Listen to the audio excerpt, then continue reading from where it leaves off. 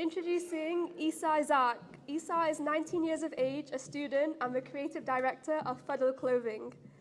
His 5 minutes, will focus on a variety of poetry and the power poetry can have in expressing ourselves.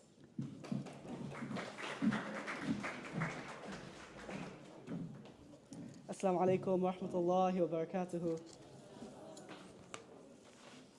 I know poetry night seems to be a pretty dull way to spend your Saturday night. I know when I told a lot of my friends, they were like, oh, but I know, honestly, poetry, it's mystical, it's magical, it's lyrical, and it's musical. Before I get into the written poetry, that is the published poetry, I want to share some shreds of poems that I find to be inspiring, written by yearning individuals. In Sarajevo, we find a Muslim woman crying out to her husband. She says, "My darling, where do you go? Why not take me along and let me know? Take me to Market Square and sell me for gold if you dare. Gild your palace doors with my price, for loving you is worth any sacrifice." And that is love poetry. A Palestinian man weeps, longing for his homeland. He says, "I come from there, and I have memories. Born as mortals are, I have a mother, and a house with many windows, and brothers and friends, and a prison cell with a cold window. Mine is the wave snatched by seagulls, and I have my own view and an extra blade of grass.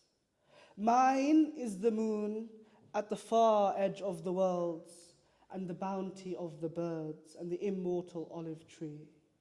I walk this land before the swords, turned its living body into laden table, and I come from there. And I render the sky unto her mother, and I make myself weep, knowing I learnt all the words and broke them up to make a single one, home." Now that is love poetry. An Englishman writes of his love for Allah. He says, "They asked me, 'Who is it you adore?' And I said, 'The one whom I implore.'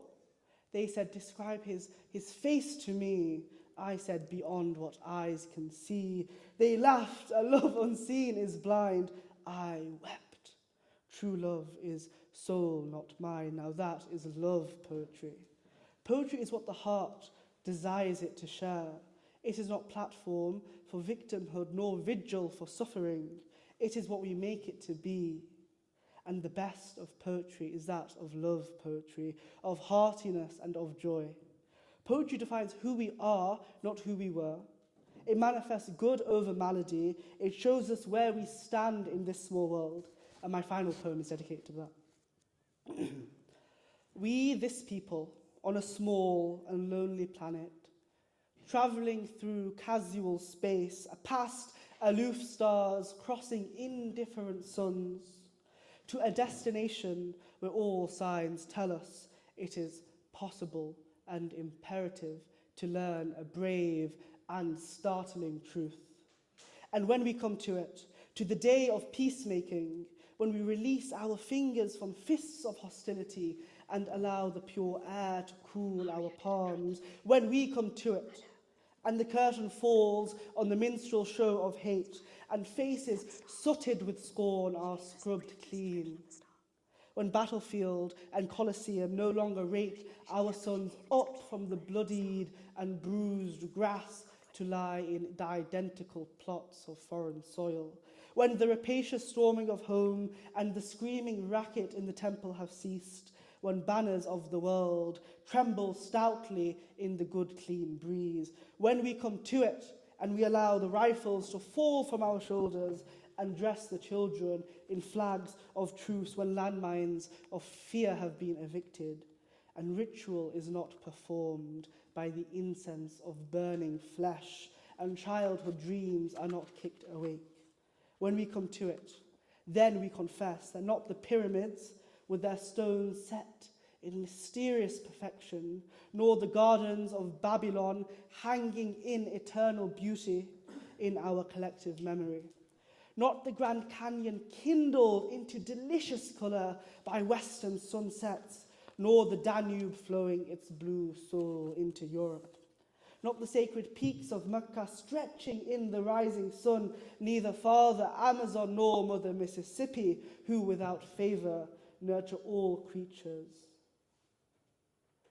They are not the only wonders of the world. When we come to it, we, this people, on this minuscule and kithless globe, who reach daily for the bomb, the blade, and the dagger, who petition in dark for tokens of peace, we, this people, on this mote of matter, in whose mouths reside cankerous words which challenge our very existence, we, this people, on this small and drifting planet, whose hands can strike with such abandon that their life is sapped from the living.